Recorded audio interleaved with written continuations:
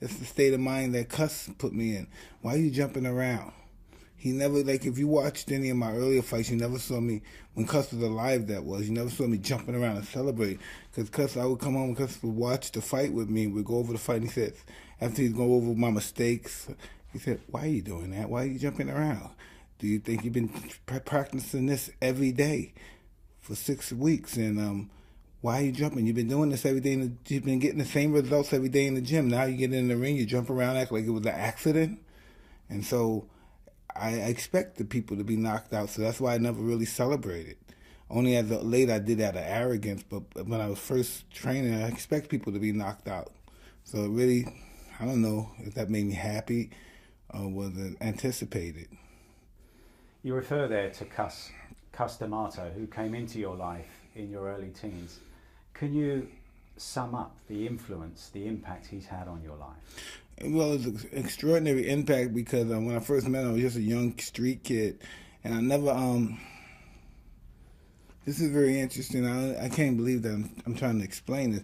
I never had, besides confidence, I never was envious or jealous of anyone before until I met Cuss. You know what I mean? And he gave me those qualities. Well, he made me aware of them. I probably had them all the time because I gravitated to them quickly.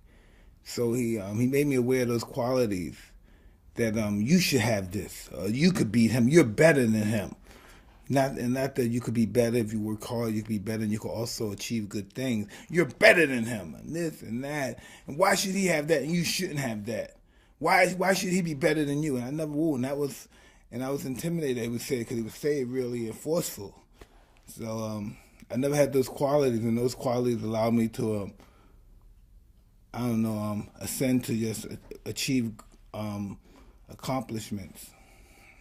He was a legendary boxing trainer, but for you, he was much more than a trainer. Well, of course, because he adopted me. I pretty much became his legal guardian. He became my legal guardian, like my father figure. And we dealt with life as a father and son. And so I never knew what, how do I express this? I never knew what it was like for most people that had fathers. I noticed on some occasions they wanted to make their father happy. And Cuss wanted to have a heavyweight champion, and that would make him very happy. I noticed when I won my fights and I won with spectacular knockouts, he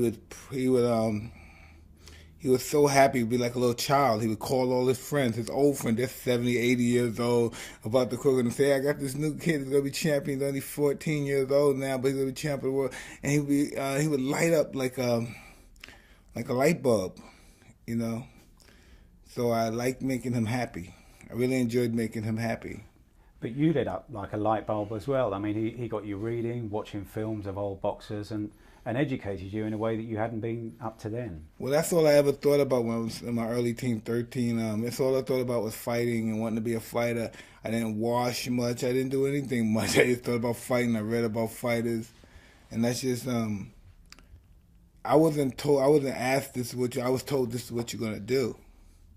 You know, I never said, well, I'm going to be a boxer. I would say, this is what, you're going to be champ of the world. This is what you're going to do. We're going to be champ of the world. And that was just my goal since I was 13. And Cuss would say to friends very soon after he met you that this kid's going to be the heavyweight champion of the world. Yeah, people didn't believe him because I was so small. You know, small, I was thinner. I was chubby, but I was for a heavyweight champion. I didn't have the, well, this is interesting. I didn't have the physical appearance of a heavyweight champion. But he saw it. I don't know what he saw in me, but he saw it.